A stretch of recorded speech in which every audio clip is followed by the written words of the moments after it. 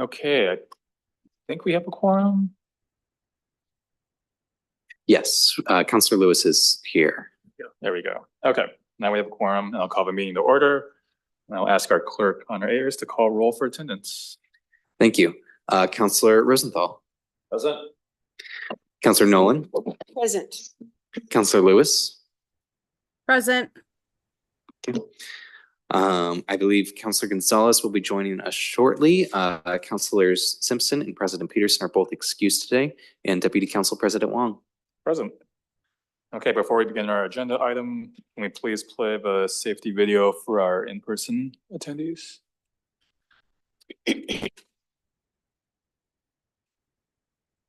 I'm Laura Lepley, a Metro Park Ranger. Here at Oxbow Park, safety is our #1 priority, not only for our guests, but for our staff members. I'm at the Welcome Center and you're at the Regional Center. The council chambers are located on the 3rd floor. In the event of a fire or fire alarm, please exit through the door in the northeast corner of the room. Go down the stairway to the 2nd floor, exit through the main entrance by the reception desk, and gather in the courtyard outside that entrance. In the event of a medical or fire emergency, please call 911 and notify the security agent at the reception desk. The nearest defibrillator is mounted on the steps leading from the reception desk down to Grand Avenue. Thank you, and come visit us at Oxbow Park. Okay, our one work session topic today is an initial scoping conversation about one of the most exciting questions Metro considers as an agency. What future do we envision for our region? Updating our regional vision is timely. We've learned these past several years how quickly things can change. We face new challenges and opportunities pertaining to transportation, housing, land use, employment, and our region has coalesced around new priorities that weren't on our radar in 1995. More importantly, as we work toward a 2024 urban growth management decision, community members, local governments, and businesses have raised important questions about future growth that are not within the legal bounds of the growth management decision. Today, however, we can start to think about these questions in the context of a new future vision. I will now turn it over to Catherine Charlo, Planning and Development and Research Director, to introduce this topic and our additional presenters. Good morning. Thank you, Deputy Council President Wong and members of the council. Thank you for having us here today to talk about this. As mentioned, this is our opportunity. It's really our first opportunity to talk with you all together about a couple of foundational documents for Metro, our regional vision, which we call 2040, and then the 2040 growth concept. We've had the chance to have conversations with most of you one-on-one, but it's great to have this conversation. And again, we're still in a very early scoping phase for this. So we've brought to you a draft of what we think the process will look like, not the vision itself, but the process to get to the vision. And we're looking forward to your input on that. I think it won't surprise anyone that the changes and challenges in our region are really showing up in the conversations that we're having with you all and showing up in the scope, the draft scope that we've put together to get your initial feedback on. And then I guess the last thing I would say before I turn it over to my colleagues is that while Planning, Development, and Research is leading this effort, we really do see this as a Metro-wide effort. These documents, this regional vision has been central to how Metro's seen itself since its inception. And we expect to engage very deeply with our other colleagues across the organization and very deeply with you as we go through the process of updating these documents and making them really meet the moment that we're looking at. So with that, I'm going to hand it over to Malou Wilkinson, the Deputy Director for Planning, Development, and Research, and Jessica Zadeb, who's a Principal Regional Planner, and they're going to walk you through the draft scope that we've pulled together based on our conversations with you and with others. So thank you. Thanks, Catherine. So again, I'm Malou Wilkinson. I use she, her pronouns, and we've really been looking forward to this conversation with you all to begin our work scoping an effort to renew our region's future vision and the 2040 growth concept. Today, we're going to go over some of the foundational documents, and this has been guiding our work for really just about the last 30 years. In your packet, there are 4 attachments. One is the original adopting ordinance, Ordinance 95-604A, that adopted the future vision for the region. A summary of the 2040 growth concept that's in the regional framework plan. The latest 2040 growth concept map, which is what many of us think about when we think about our future vision. And then last, there's a draft scope outline and a timeline for renewing our future vision and growth concept. And that's really where we'd like to get your feedback today. We're hoping as we go through our presentation with you that you're thinking about those key questions that we put in your work session packet, and we're looking forward to your feedback. This is really the beginning of a conversation. And I think I forgot to ask you to move the slide. So that was this one, which is fine. But you can move to the next one, please. We first want to take a minute to really situate ourselves back in 1995. When a federal government shutdown was really, really big news. It didn't happen almost every year. Politicians would laugh when they're having coffee and trying to solve that big problem. Popular culture news was dominated that year by the O.J. Simpson trial on the airwaves, which meant some people still listen to the radio. I do every time I get in the car. But Gangsta's Paradise was the year's top single, and Hootie and the Blowfish had the best-selling album. 1995 also was when Clueless, a movie with tons of staying power, if you are still watching movies today, a lot more staying power than the top grossing movie of that year, which was Batman Forever. In Portland, the greater Portland area, you can see the map up there. We just had one line of TriMet's MAX system. It went from downtown Portland to Gresham. And so that is thinking about what was going on in 1995. The future vision and the 2040 growth concept are really generation shaping policies that help create the region we live in today. This is the future vision report that informed it. And we all brought some other props that I think are just fun to think about what was happening in 1995 when all of this was put together. As we're beginning to kick off this effort, it's been really helpful at the staff level to understand the different perspectives that we all bring by asking each other what you were doing in 1995.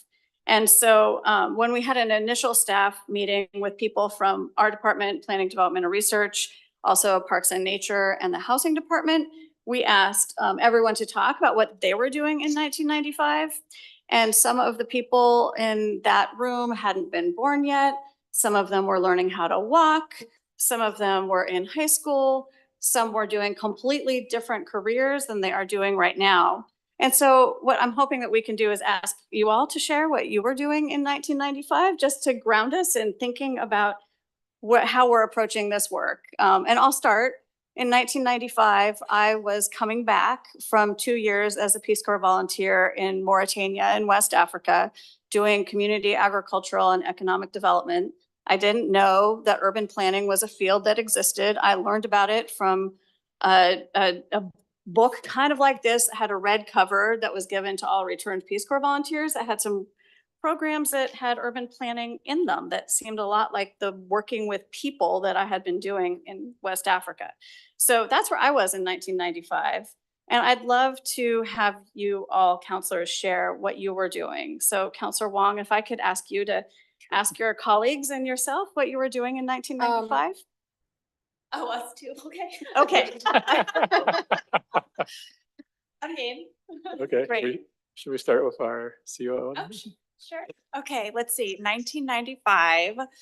I was a junior in high school, but I was going to community college full time.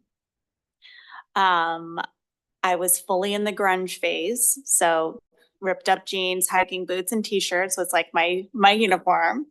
Government and politics were nowhere near my radar. I was a pre-med student, so I was studying biology and science. And yeah, just ready, applying to colleges and, trying to figure out my life. Right. You want to hear my 1995 story? I just told this to Roger, but I was working for the US Department of Labor, working for a judge during that shutdown, got sent home, spent 2 weeks skiing in Tahoe and got paid. So that's, that was the year I graduated from law school too. So, and was listening to a lot of good music back then. So fond memories of 95. Gosh, 1995 for me, I was finishing up middle school and going to high school. Probably playing a lot of video games and Dungeons and Dragons. That's it, Councilor Nolan. I became a mom in 1995. And was leading a company that was helping bring digital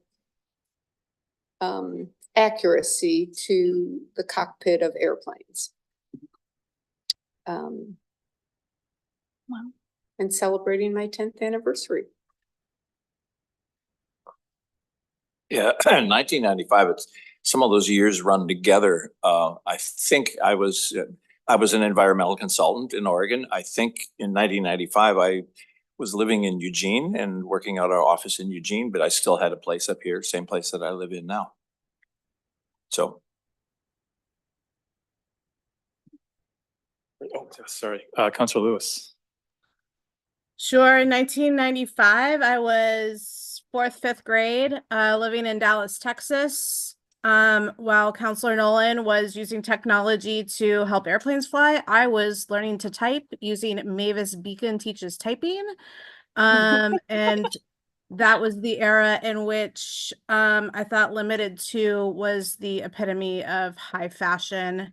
And I think there was a lot of flower power in the prints.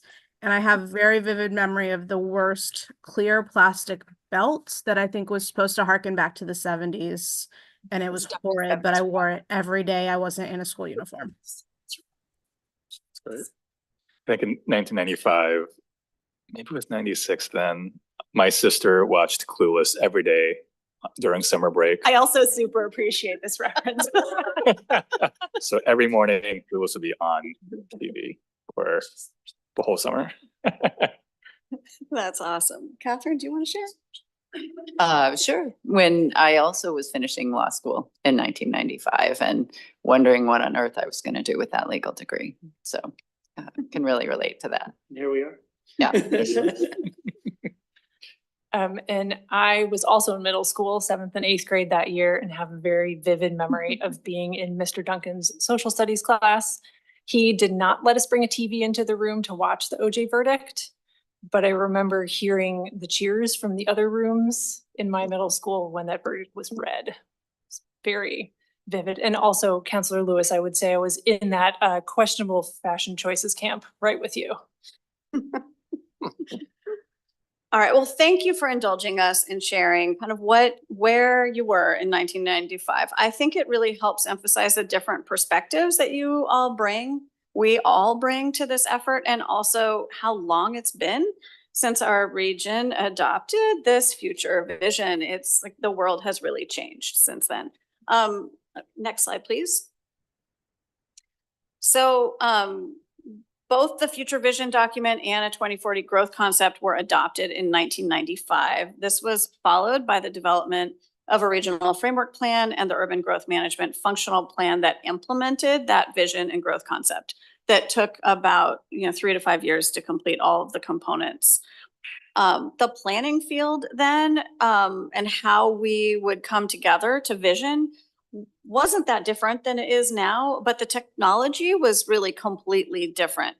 We still like to gather around maps and look at them and point at them and talk about them. But the way we create those maps is a lot faster now than it was back in 1995. The way we engage people is also different. You might know the story, but in 1995, when the region was developing the future vision, the best way to reach people was with VHS tapes that were in the Blockbusters that were on every corner with a free VHS tape that you could just check out from Blockbuster and watch a video about the future vision. At some point, we will show it to you. We'll have to do that, but we're not doing that today. But today, Metro shares videos on YouTube and Instagram and Facebook. Everybody looks at them on their own little personal device, so it's a lot easier to get information out to people. But what hasn't really changed is our ambition to be national leaders in this field, and to look ahead to a shared future vision that is reflective out of the people who live here and the values that they have, to the best of our ability to reflect those values. We think a lot of those visions that we all had, and we is being used really broadly since I wasn't part of that those visions have held up. You can see up on that slide the map of the 2040 growth concept. It really still looks similar to, almost the same today if you look at it from far away. The tweaks have been small.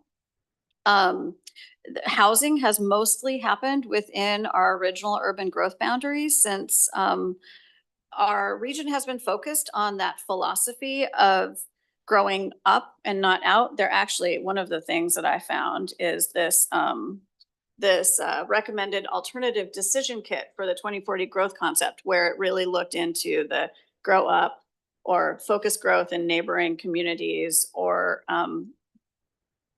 thinking about different ways that we might grow. But we didn't foresee everything, understandably, because we don't have a crystal ball that tells us the future. For example, in 1995, planners didn't imagine that Bridgeport Village would become a center for retail and now housing from a rock quarry. And if you look on the right side of those images, it's Hillsdale, and that block looks very similar now as it did in 1995. It does not look like the image above, which was a rendering of what Hillsdale might look like. So we're never going to get it all right, and we're not going to try to get it all right. Our goal is really to spend time together as a region to update our shared vision that is reflective of the times we live in now. It's 2024, not 1995, and a number of things around our world have changed. So at this point, I'm going to turn it over to Jess, we've asked to project manage this effort, and she's going to go over our proposed approach for scoping. And please be thinking about what guidance you'd like to give us. Next slide. Great, it's all you. Thanks, Malou. Again, Jess Deb, I'm a principal regional planner here at Metro. I use she, her pronouns, and I'm really excited to help the agency and the region move forward with updating our vision.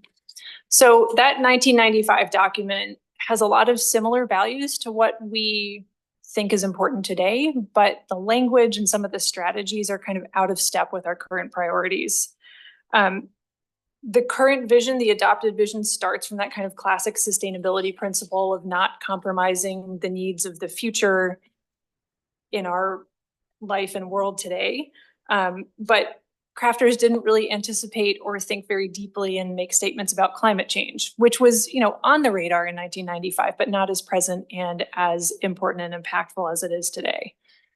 Similarly, that vision statement has a section related to equity, but most of it has to do with a regional balance of benefits and impacts, and just thinking about it geographically, not thinking about it necessarily as it relates to individuals and communities that are represented in ways that don't have to do with geography.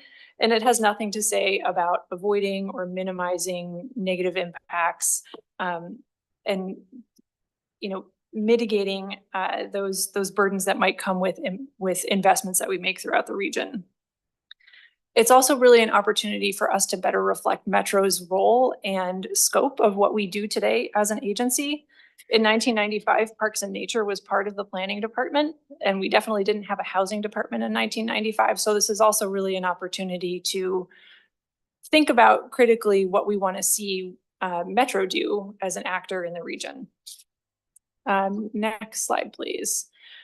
Another reason we want to update the future vision is that we are a little bit out of compliance with our charter, which tells us that we're supposed to update it every 15 years. So we really want to get back on track with that guidance. And it's an opportunity that I think a lot of folks have been bringing up in other conversations. Some important context from the charter is that it tells us that we are looking out 50 years. So that's a planning horizon that we're required to take a look at. In our conversations with you as counselors, we also floated the idea of an interim planning horizon. So our plan is to also have another year in there that we're taking a look at that feels a little bit more concrete than 50 years. It's important to remember that the future vision is not a regulatory document. That regulation happens in other documents. The framework plan and the functional plans are how we actually enact the vision. And another key piece that the charter tells us we're required to do is to appoint a future vision commission to oversee this process. And that's something that we'll get into a little bit later and in future meetings where we talk about the process of how we might want to go about appointing that body that will exist for the purposes very specifically of working on the vision. Next slide, please. So this is a graphic that we shared with you counselors in our individual meetings, but we wanted to really make sure that everyone's grounded in this background of the documents that are the current foundations that are guiding us as an agency and a region. We know that this doesn't represent all of the plans and policies that exist today for us as an agency, but these are some of the key ones that will be related to the future vision and the implementation of it. Honestly, when Malou mentioned this, when most people think about the vision for the region, their mind goes automatically to that map that's in the center of this graphic. And that makes a lot of sense. It's how people think about how our region will grow, has grown over the last 30 years. The growth concept is part of the regional framework plan, which is a document that is also required by our charter. And it helps us fulfill some state planning requirements as well. So the growth concept lives within that bigger regional framework plan. The regional framework plan also includes chapters on other topics and areas that Metro addresses, whether that's parks and nature, waste, water, natural hazards. And so that is an overarching plan for Metro, set of policies. And then the way that we interact with the other regional cities and counties through regulation really comes out through that urban growth management functional plan and the regional transportation functional plan. You can see that a couple of these plans are required by different types of regulatory bodies. So the state requires some of these plans from us. The feds require the regional transportation plan, and then our own Metro charter, as I said, requires the framework plan and the future vision. The future vision's there at the top of this graphic, kind of floating off on its own with no arrows connecting it to anything else. And that is on purpose because it hasn't really served the function in the last, number of years as a guiding document for us as an agency and something that people look to as a touchstone. That function has actually been served often in other documents by a set of 6 desired outcomes that were adopted by council in 2008. And those are referenced in a couple other planning documents, but that was a council-driven process to come up with those outcomes, and it wasn't a broad public conversation like we're looking to do now, or like really happened in the process of developing the growth concept and the future vision 30 years ago. So this is just a little bit of continued grounding in what we have today and where we could be headed with, really making that future vision the touchstone that it could be for helping guide us in our decision making in the region. Next slide, please. So how are we going to do this? These are a set of meetings that we are planning to have with you all in the scoping process of understanding how we're going to do the work. So we're here today in July to discuss this work plan outline and a timeline that's based on the conversations that we had with you in June. We are planning, one of the questions we want to talk with you today about is, are there other stakeholders who you think we should be chatting with in the course of scoping this effort? So we'll do that work in the next month and a half or so. Our plan is to come back to you in September with a fully fleshed out draft work plan and engagement strategy, because we know that engagement for this effort is just going to be a really critical piece of how we develop a shared vision for the region. And we also will bring you a draft proposed process for how we create that future vision commission. We want to make sure that you all as counselors are invested in the process that we walk through to identify those folks who will help lead the process. In October, we'll come back with revisions to all of those documents. And then hopefully our plan is in November to approve the work plan for going forward for the couple of years of this work and appoint the Future Vision Commission members. In November, that will be accompanied by a really full understanding of the scope so that we can have a budget request along with that as well. Next slide. So the scoping is going to lead into our proposed work over the next 2 or so years to develop this renewed future vision and a revision to the growth concept as well.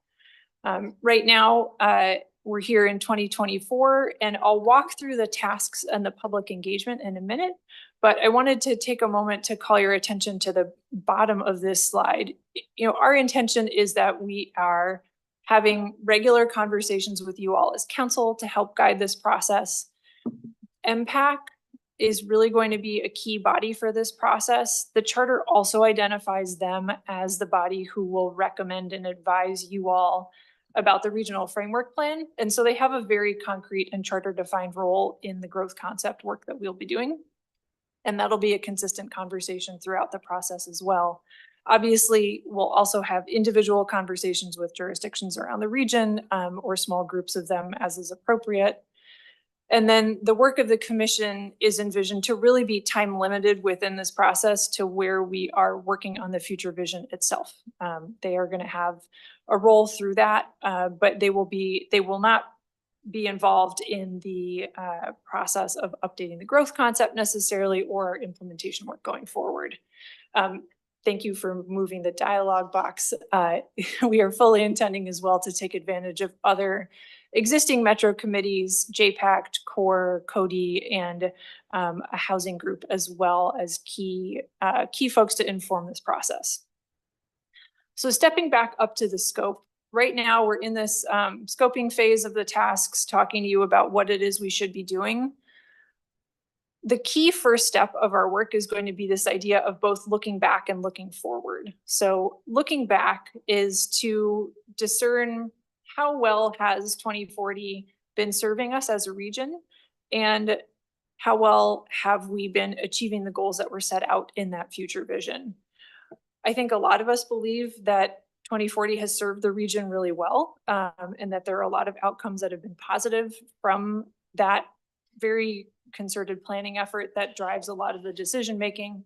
But we want to bolster that with, pulling together some existing analyses that exist in other efforts, whether that's the Climate Smart Strategy or the RTP, and then figure out whether there are other sort of data-driven analyses that can help us assess that question of how have we been doing. So that's the looking back side. Looking forward is knowing that we're trying to plan for 25 and 50 years out, and that it's just not going to be the same world at that point. There are a lot of unknown unknowns in a 50-year horizon, but we want to think about what are the trends that we can see now, where might they go, and then how can we as a region think about what our values are and how to keep those values actually applicable over that really long time horizon. So we want to dive into some of those questions about where we headed. With that basis, we want to then talk to the Future Vision Commission about those findings, and then head out to the public and have a really well-rounded and broad conversation about what we all collectively in this region. I've been doing a lot of thinking about imagination and futures, and it just really helps to sort of start setting folks in that mindset in the same way that Malou centered us in 1995, and looking back and remembering who we all were at that point. putting yourself in your shoes or your children's, your grandchildren's shoes in 50 years is something that we're going to want to do with our community and really think about what that looks like. So we'll have a very broad public outreach envisioned at that first stage. We'll take everything we heard in that and the analysis that we did, define that draft vision, go back out to the public and make sure that what we have drafted is reflective of what they told us and make changes if not. And then our work is really going to be to think about how we implement that vision. So a vision we don't know what the form of that is yet, whether it's a statement of 6 outcomes, or is it a 2-page document? Is it some type of executive summary? That doesn't tell us how we're going to do the work. So the vision will be accompanied by an implementation plan that really takes a look at what Metro's role can be in implementing each of those desired outcomes. And that's the point at which we'll also kick off the discussion about the growth concept revisions.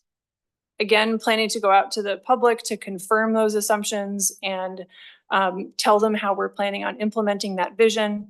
And then by the end of 2026, our hope is that we will have wrapped up the vision, the growth concept, and the framework, the updates to the implementation plan so that we can move forward with further updates to the framework plan, the functional plans, and inform the kickoff of the next regional transportation plan. So as envisioned, it's about a 2-year process, and then just want to make sure that everyone understands that really what we'll have at the end of that 2-year process, the products, are this renewed vision, an update to the growth concept, and an implementation plan. And then that will obviously be coordinated with a lot of other efforts that are going on during this time. So next slide, just wanted to say a little bit about who we're planning to engage in this effort. We envision that this, as I said, is broad outreach region-wide to the community's residents, business community, folks who've been historically underrepresented in our engagement. Youth, we've heard from you all, are a really key part of this because this is talking about a very long future timeline. And as I said, partner agencies will be engaged, especially through those existing committees of MPAC and MTAC, and then focused conversations as well. Next slide, please. Lastly, in our conversations with you last month, we heard from you that there are a bunch of key additional topics to what already exists in these planning documents that we'll need to be considering. Obviously, our documents already have things to say about jobs, housing, transportation, but these were a couple other topic areas that you told us really need to come through in the work that we're doing in this plan. So thank you. We wanted to bring those back to you today. And our first question really revolves around whether these are the right topics. Confirm, add to, take off those topics that we should be addressing with this planning and diving into with our questions about future trends. So that is our last slide. So I'd love to turn it back to Deputy Council President Wong to lead us through the questions that we've got in the presentation and get some feedback from you all. Are there? Oh. Can you leave that slide up, please?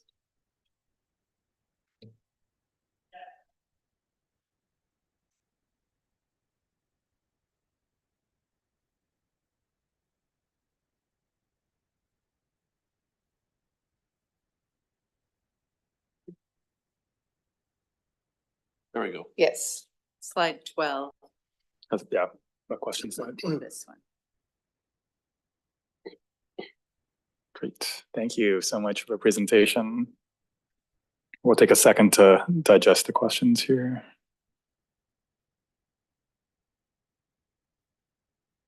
Mr. Chair, Yes, Councilor Nolan. could we go back to slides 11 so we can look at the topics? Thanks.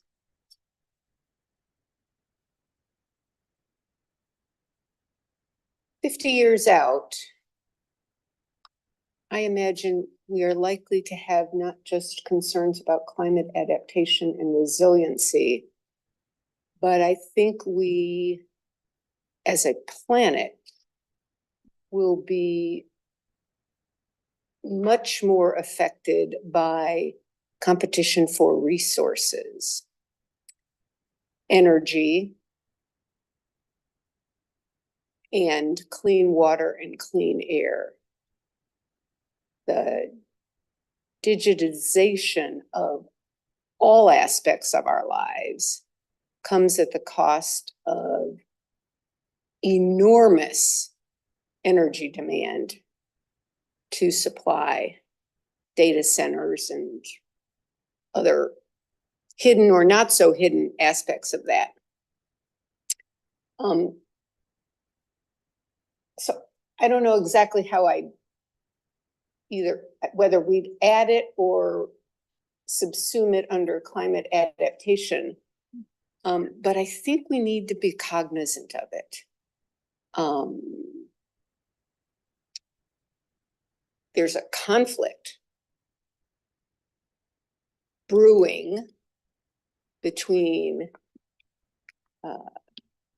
all of the notions of working remotely and enjoying all these technical benefits and a climate stewardship that doesn't rely on fossil fuels.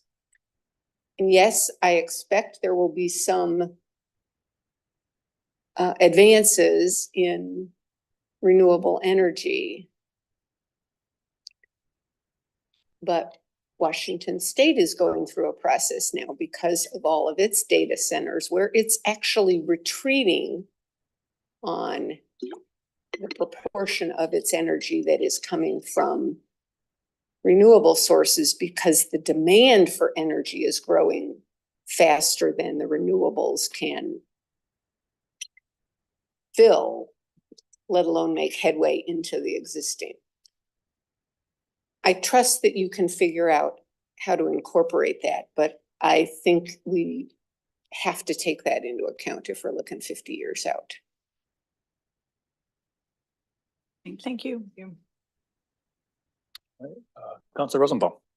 Thank you, Chair. I just this is good food for thought. It's good to start this process. It's a sort of a mammoth undertaking. I will have a comment about the overall process, but looking at this slide, I would just tweak it a little bit. First of all, I would say racial equity and diversity. Diversity is the big experiment that this country is trying. And as you know, this area has changed into diversity rather dramatically over the last 30 years since this was done. And will it continue? How will we adapt to it? It's always has its problems. That's one thing.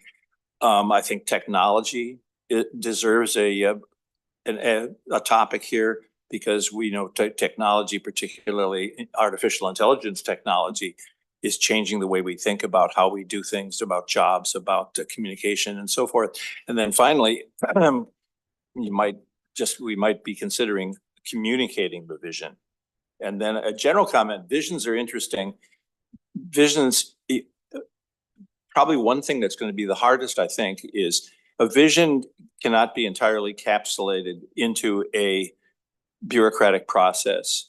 Some people will have elements of a vision that fall outside of the thing. And so finding a way to include people and ideas that fall outside of sort of the standard planning paradigms is going to be somehow critical and difficult. It's always going to be challenging. Somebody may have a specific transportation vision or a specific technology vision that we're going to have to find a way to incorporate or deal with. And it's not going to be just a straightforward linear process in many cases. So that's just a caution.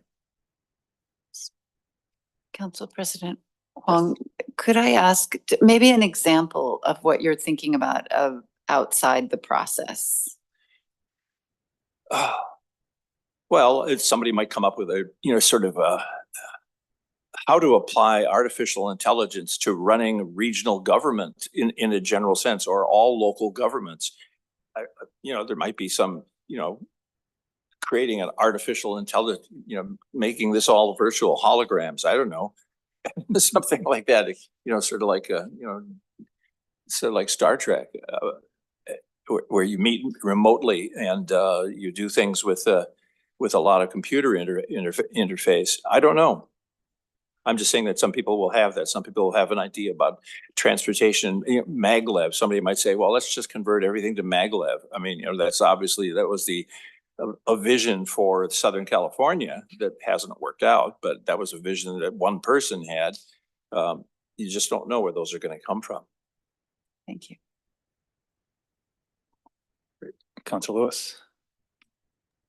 Sure, thank you so much. I'd like to reflect that I do think that the additional topics here are broadly the right ones. I know I was really concerned originally that the arts and culture plans for the region were not included in the first PowerPoints we saw. So really glad that arts and culture are there, because that's what makes our region distinct. And it's where we can really make a mark on what community comes together, and it's important. I think there's kind of a tone or texture thing that maybe doesn't deserve placement on this slide, but we should be cognizant of as we go into this. And that is that unlike 1995, when the future was bright and shiny, I think that a lot of folks are going to have fear responses in engaging in a process of envisioning this future. Both kind of the apocalyptic vision of what climate change fully played out could lead to for our planet, but also my generation, hey, no climbing on the table. My generation is the first that we don't actually think that our kids are going to be better off than we are. So what does that mean? And we need to take that into account, not only in what we do, but how we do it.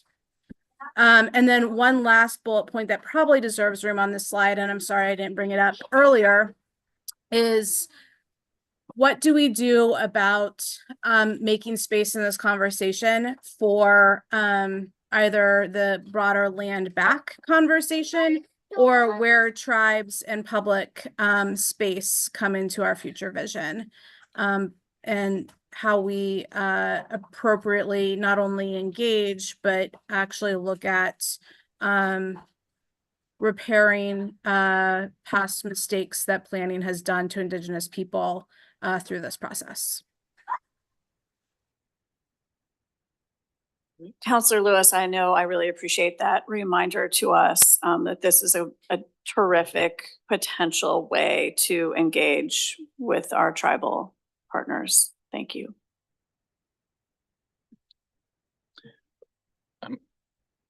Were we gonna have a separate work session on like the retrospective portion of the planning?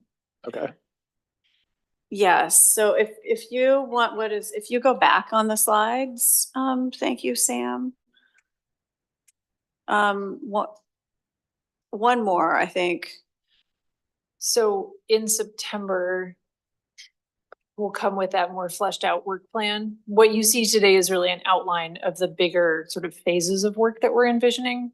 So in September, my hope is that what we're coming to you with is, within that looking back and looking ahead, more detail about what that look back looks like. What are the questions that we're asking of our region? How have we been doing? And so is that what you're asking? Like, will you hear more about what our plan is for how we assess that before we actually do the assessment?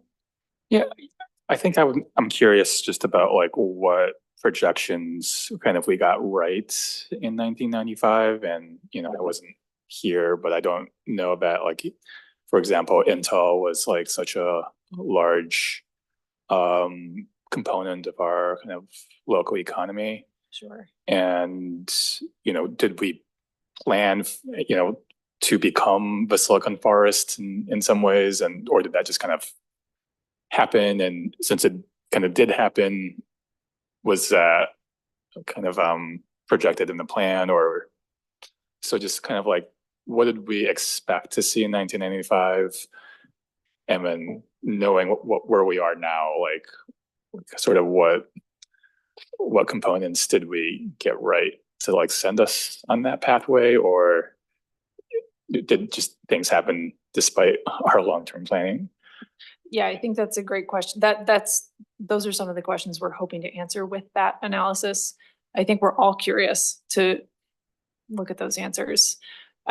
And I think it's also an important moment to touch a little bit about what Malou said, that we're never going to get it all right. And so, looking back to what folks thought in 1995, will be partly assessing on what they were able to envision. And my hope is that we're able to do some of that analysis really at the values level. Have we been enacting those values that they espoused at that time? Because that's, in looking ahead in 50 years, that's about the best we can do, is to know what we all want to see kind of at its core and then move from there. Great. And another question, kind of both for the retrospective and perspective, would be kind of what forecasts were being used, back in the day. They might be economic or, climate or heat related. And then how, what forecasts will be incorporated into this new process. I think that would be just valuable to see kind of like the different evolution in data sets. What else? I guess we have another round of, let's go with Councilor Gonzalez. Thanks, Deputy President Wong. I apologies for being a little bit late. I was having coffee with Mayor Beaverton. So with that, I missed I think the first half of the presentation. So I want to make sure I give feedback that is meaningful and connected to the slides. And so I'm gonna just share some general thoughts here. But I've really appreciated the conversation and like the exploration of what we are working on, and I appreciate the emphasis that Councilor Wong mentioned about looking back at the original plan and trying to measure success and our projections, and obviously those are forecasts and projections. And in general, just really thank our staff for their hard work. I think I see Malou and Jess, and I don't know if anyone else is there, but big fans of y'all, so keep it up. When I think about some of the elements of the plan from the 2040 vision that, at least in the context of Washington County, that have been successful, places like Orenco Station, places like the Beaverton Round, downtown Hillsborough, places where we envisioned density and infrastructure and a new kind of urbanism in the suburbs, has really, I think, been wildly successful in the sense of the original goals that were set. When I think about probably the most significant gap in the vision, the original 2040 vision, was one, the lack of access that people of color had in just the basic planning, the engagement, the hands and designing the work, and also I think the results of that of the clear call outs in the plan for the future, and including equitable development work, or including communities as a part of that. So I think that, to me, leads some of the elements that I think are going to be really important for us to focus on in the future, is going to be that same intersection that folks have been talking about, which is one, the climate, and then also this really deep thread of work at Metro that's existed, which is making great places. And I think of that tagline being like making great places for all people, in ways that communities need it. So there's elements that have come to my mind that are like, we need a really strong focus on building more housing. We have new tools, middle housing, climate friendly, equitable community, all these different aspects of policy that have shifted to help us fulfill housing within the urban growth boundary, and being able to maximize that. I want that to be an important focus of how we engage our partners, and raising expectations and asking folks to do more where it's possible. But also on a really connected piece of policy there is having a really focused anti-displacement strategy that we make a part of this this, 2070 vision or whatever that timeline is. So another important thing that I appreciate that was brought up too was really thinking about our economic clusters or industries that are really strong, and how we might want to lean into those, or continue to maybe plant seeds in the future for new industries that we might want to prepare our region to have a specialty on, especially in the context of the West Coast and where we fit into the global economy.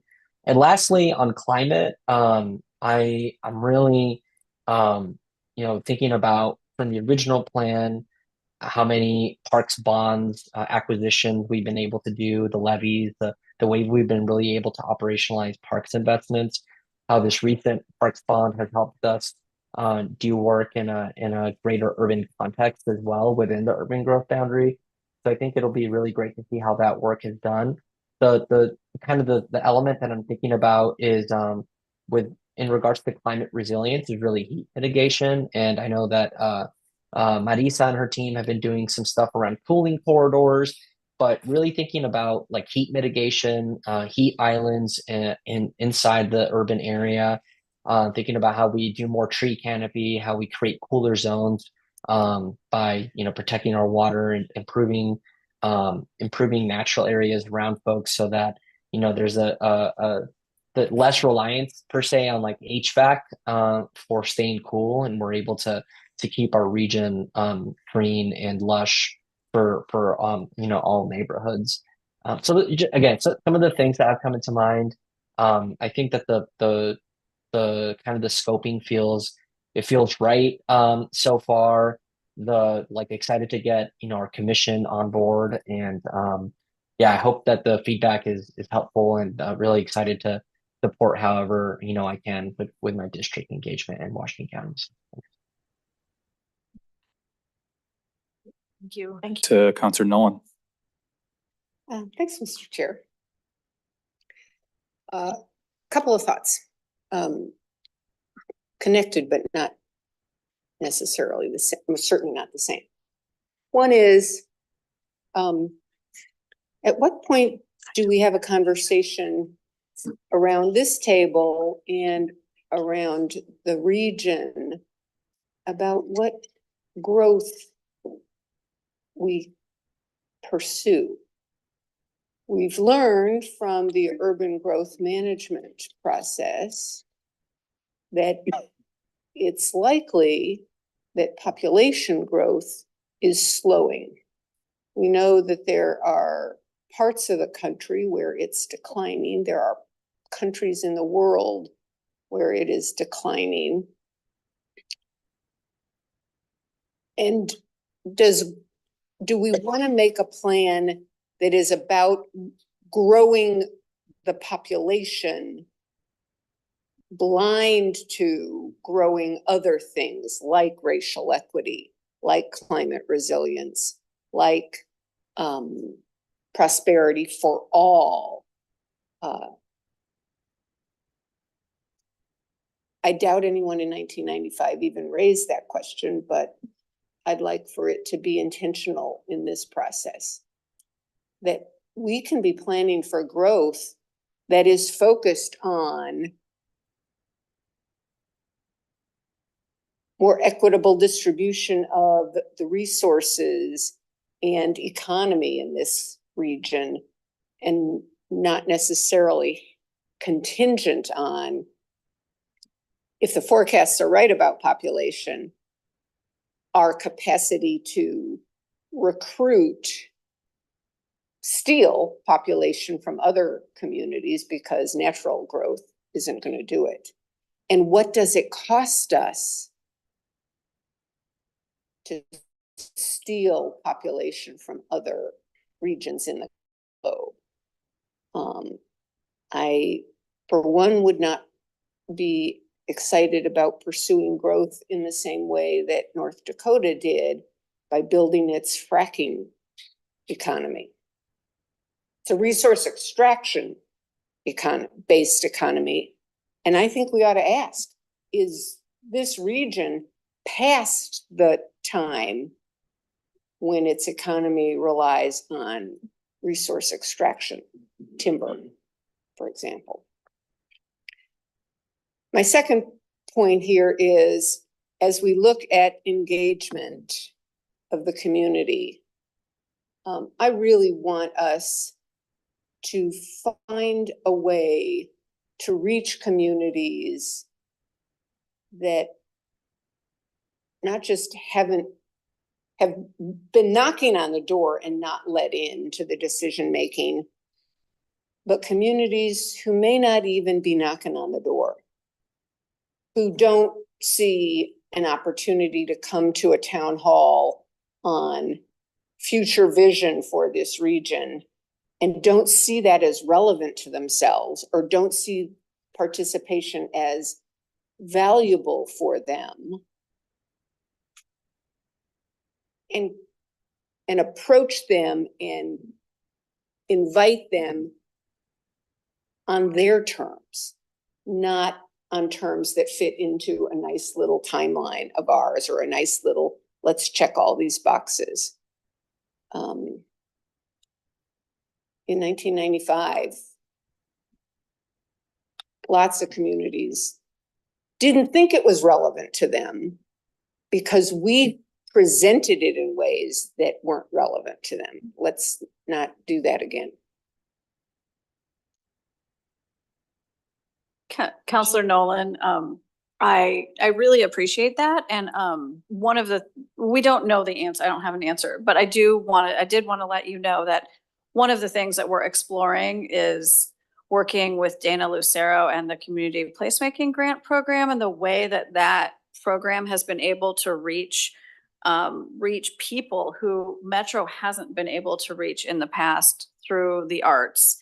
And so that just potentially could be one way to engage a different population than is ever regularly engaged in these types of planning processes. So we hear you, and we are really excited to try and explore some different ways to do engagement. And we'll be coming to you to talk about ideas in the fall. That's a great initiative. You had talked, Malou, about how we can just click a few buttons and send messages out to the world. We are not the only ones with those buttons. The noise out in the world, the competition for eyeballs, the competition for actual attention is many factors, orders of magnitude more complex than it was in 1995. And I'm glad to hear you say, we don't think that just by sending something out on social media, we've connected. Thanks. If I could just add to that a little bit, I do think that there is an opportunity for online engagement in this process, especially when we're talking about youth and younger folks. They're the ones that are going to be living with this plan in 25, 50 years. And I think, anyone who has watched the way that a certain presidential candidate has been able to harness the youth vote through some really strategic marketing to young folks, and understanding how social media works, not just putting posts, but connecting to people. I think it's a great example of how we need to be thinking differently about the channels that we have, and meeting people where they are, because a lot of people aren't going to, when you're working, 2 jobs to make your rent, you're not going to go to a town hall in person and have cookies and coffee. You're going to want to engage in a different way. And so I think, I'm excited to continue talking about that. And really looking at how we can target the folks who are going to be most impacted by this vision. Great. Thanks. I'll go with Councilor Rosenthal and Lewis. Thank you, Deputy Chair. The comments by Councilor Nolan and Councilor Lewis got me to add one additional thought on diversity. When I mentioned diversity, back in 1995, or at least primarily leading up to there, equity meant how well people fit into the predominant paradigm, the power paradigm that exists. So we've learned since, and particularly in dealing with the tribes, that there are other paradigms, and how are we going to develop a society where we make room for these other conceptual ways of communicating, other conceptual ways of viewing the future, and so forth. We've met at Metro, and I think we've made considerable progress in dealing with people. We're having meetings, come, and if you come, we'll listen, otherwise we don't pay attention.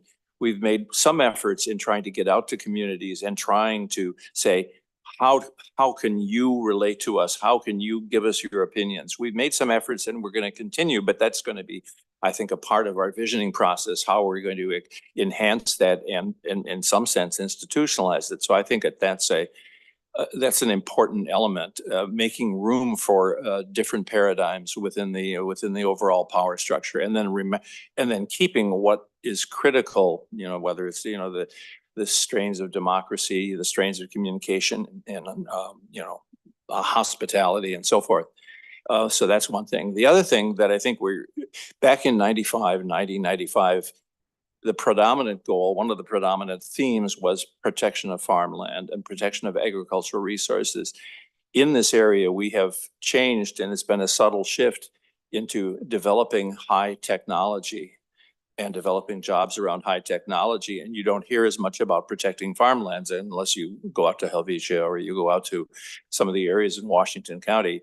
So I'm not going to weigh in on exactly how that's going to be accomplished, but I think we have to recognize that we have shifted from a more agrarian kind of focus or history to a more technological history, and that's going to be a challenge in developing a vision for the future. Just as an aside, at a meeting the other night, one person was talking very much about protecting all the farmland and about particularly out in Western Washington County, and another person was saying, well, in order to communicate and get people to jobs, we may have to sacrifice certain farmlands just so we have a transportation or an infrastructure that serves the people and the jobs and the technology. And that I have no solution for that challenge, but that's a challenge out in Western Washington County.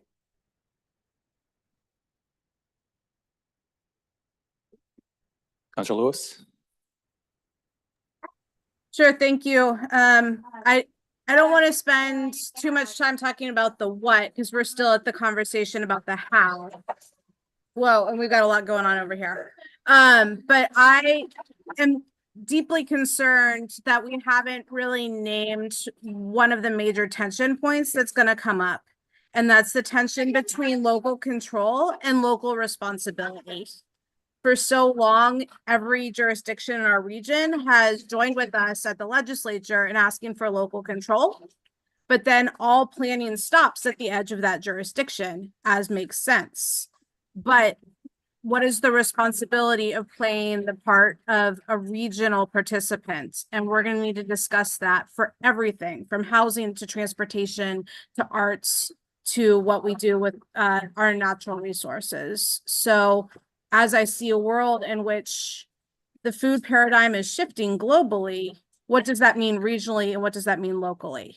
As we need to create more housing at all levels of affordability, what should each jurisdiction at a minimum have responsibility for in addition to control for?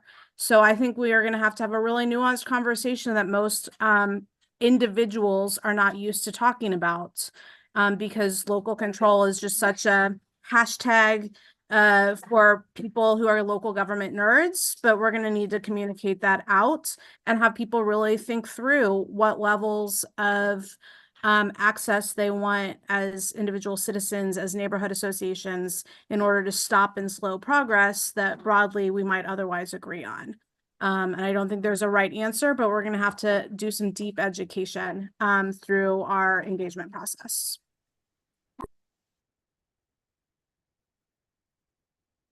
Thank you. Can I tag on to that before we go on? Thank you for bringing that up, Councilor Lewis. I think these moments are times when we really have to confront challenging choices, challenging trade-offs.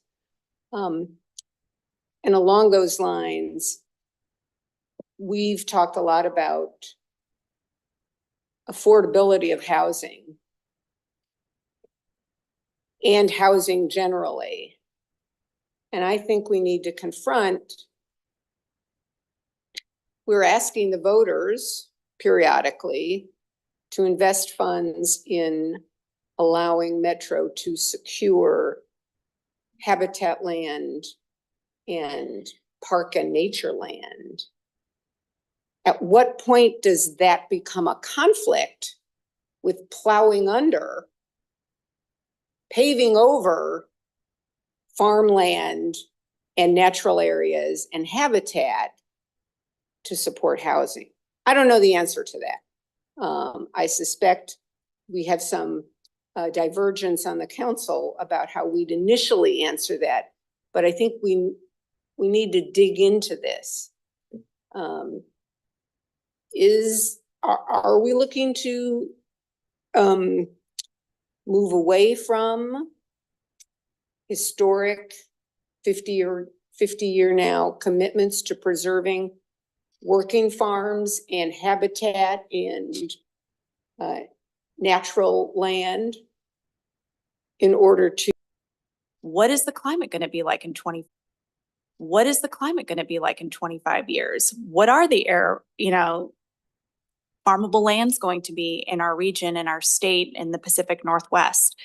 For me, looking at the temperatures that we've just experienced globally, the highest temperatures we've ever experienced on average, it is just very real. And I think, so as we think about forecasts and things, in order to answer that question, I think we need to know about what is our landscape going to look like in 25 to 50 years, because that might change the calculus. How precious is it going to be? So I don't know if that's, helps spur any ideas about what you might like to see, but this is the time to kind of get those on the table. What forecasts, what information would help answer your questions?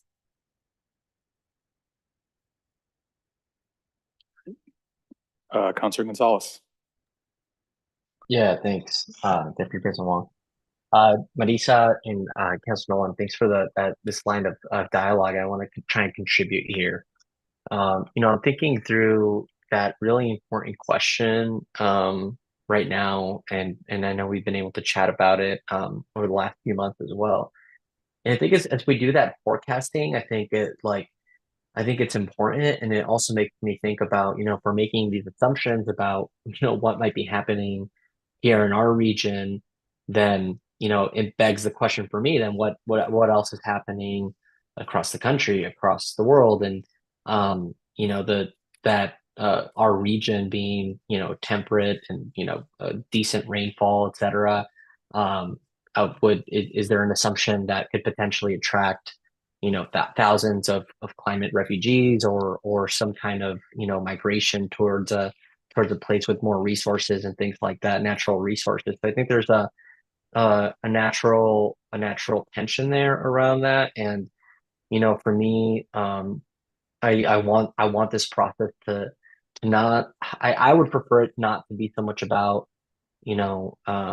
if we grow, but it's about how we grow and how we grow smart and how we make really high impact transitions when it makes sense, and not more of a conversation about how do we slow down the growth as much as possible. So I don't think anyone here is arguing for that, but that's one of the tensions that I feel in terms of like the mitigation, turning down the impacts of humans on the environment, while also recognizing that people need places to live and places to work and all those things. It's it's not a zero-sum game. So I think I'm looking forward to how we can continue to dive into these conversations with each other and with our stakeholders, and continue to ask those really important questions for the region. So anyway, thanks for allowing me to chime in with into this conversation. Thank you. Counselor Lewis? Sure. In terms of a data set or report, I think for the process, I've vocalized this a few times. I would love for us to go beyond kind of the Metro traditional model of a small youth cohort and actually host a youth summit, engaging in all of the youth leadership programs across the region, both those supported by school, by out of school, and by our cities. But it might even be appropriate to have that level of engagement for the scoping, because the youth voice needs to probably be incorporated at every step. So some sort of either listening or qualitative assessment from youth in the scoping process will be something I'm looking for. Thank you. Thank you. And Counselor Nolan? I think I should respond to Counselor Gonzalez. My point was that I want us to focus on how this region grows, but that my definition of growth is not automatically tied to number of bodies in the region, number of human bodies in the region, or number of jobs, that there are other ways to grow, and that we should be really aware of national and global trends. And I am not interested in going after the lowest common denominator. I'm not interested in pursuing a future for this region that degrades the quality of life in order to have more human beings living here. We have things to talk about.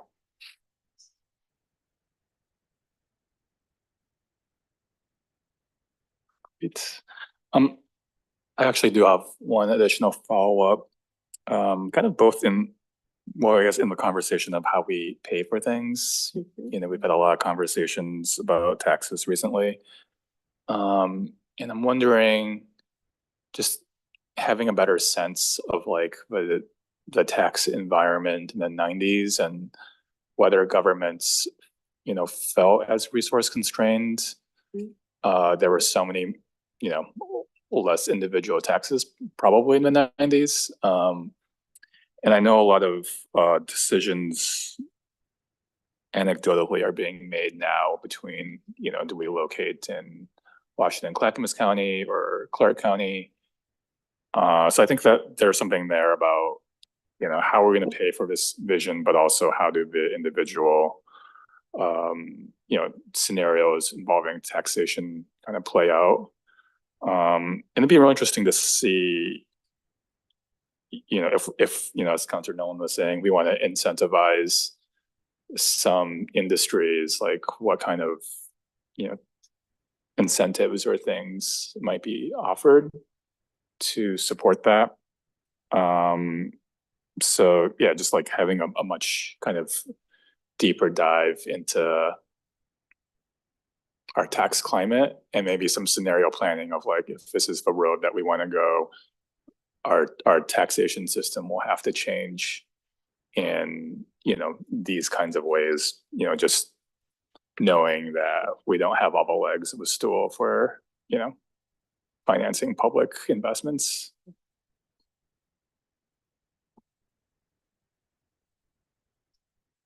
Councilor Nolan, follow up. Let's go back to 1995. We had not fully implemented Measure 5 by 1995. It was approved by the voters in 1990, and it had a step down in terms of the shift between statewide responsibility for public education and local responsibility for public education. It just reinforces the point you've just made, Mr. Chair, that the tax climate has changed dramatically. And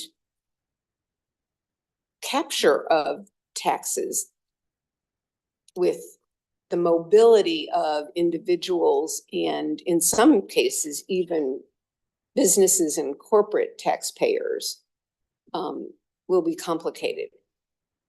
I attach that also to a deeper dive into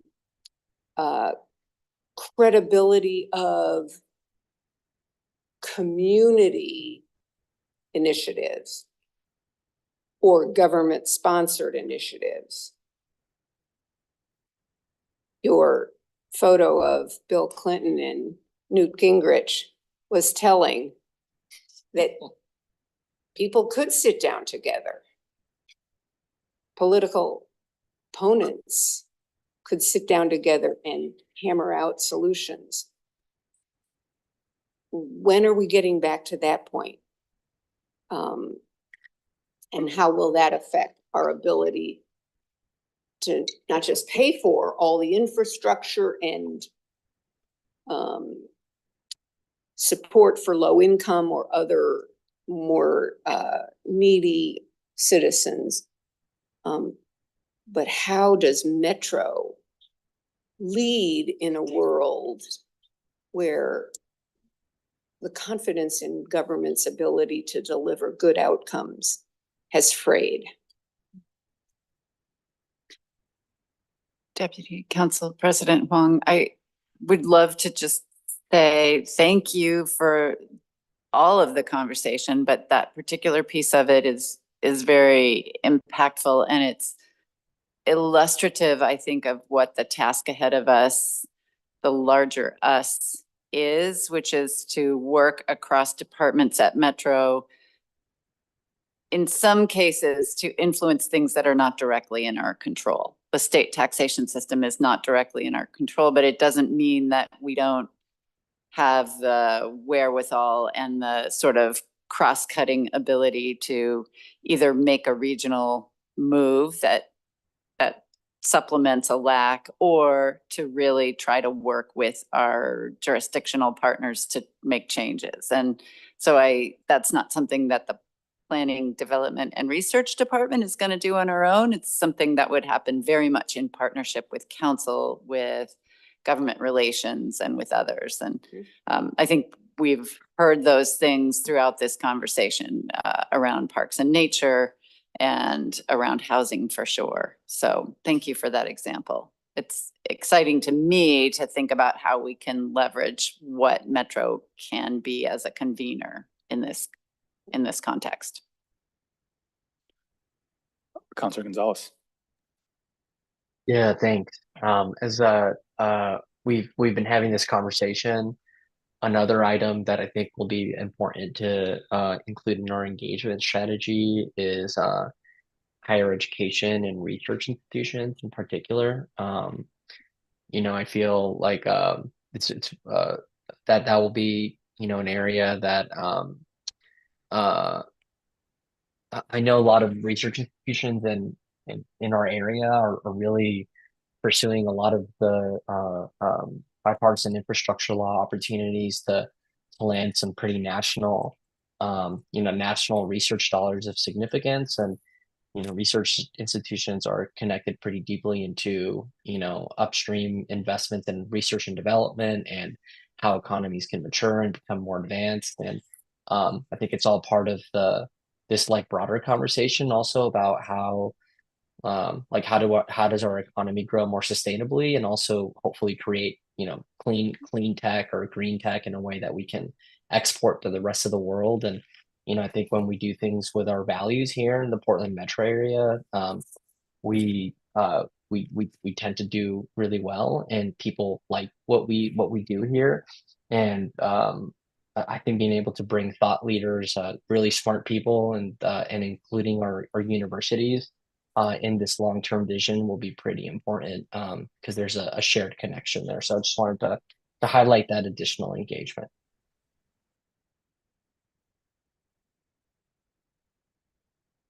Great. Councilor Rosenthal.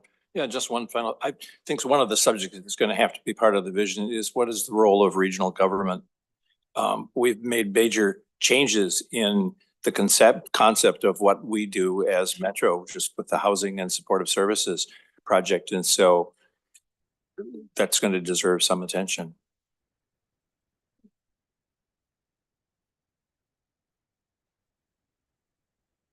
Okay, seeing no other comments, I want to thank you for your time and looking forward to many more conversations ahead. Great, thank you, Deputy Council President Wong and counselors. We really appreciate this time and the beginning of this conversation. We will be taking everything that we've heard from you. We'll be coming back in over the course of the fall to continue the conversation and get more of your guidance on this. So thank you. Great, thank you. Looking forward to it. Thank you all. Okay, that was our main agenda item. We'll move on to COO communications. Thank you, Deputy Council President Wong. Just a reminder to the public, I'm sure you all are tracking that this is our second to last meeting before the August recess. So we'll be back Thursday, and then there aren't any scheduled meetings for that month, although work will continue. And then just a fun note and reminder that Cirque du Soleil is going to be back at the Expo Center beginning in mid-August. So look forward to seeing our community out there supporting a wonderful show. So thank you very much. Great. Thank you. Okay, Counselor Communications. Colleagues, Counselor Rosenthal. Yeah, just two items, I guess. The first item is that Tigard had its night market the other last Friday, which was really sort of quite a fun event with a lot of people and stuff like that. And Eduardo Ramos was basically the MC, and so he did a great job out there, just sort of rallying people and keeping the energy alive. It was really sort of quite a fun event. The weather was very good. And then the other thing I put under somebody's door that IP-17, which is going to have a new name, is going to be something that we're going to have to consider and think about. And it is going to be on the ballot almost certainly. And the question, it looks like a basic minimum wage, but it has a lot of other implications, including impacts potentially to our May potential ballot measure. So something to pay attention to. Great. A friendly amendment, if I might. Sure. As I understand it, it is a guaranteed minimum income, Yes. not wage. We already have a statewide minimum wage structure, but this is income regardless of work. Correct. You're right. Thank you. Okay. Seeing no further discussion, then the council work session is adjourned. Our next regular meeting is scheduled for Thursday, August 1st, 2024 at 10:30. See y'all then. Thanks for the direction.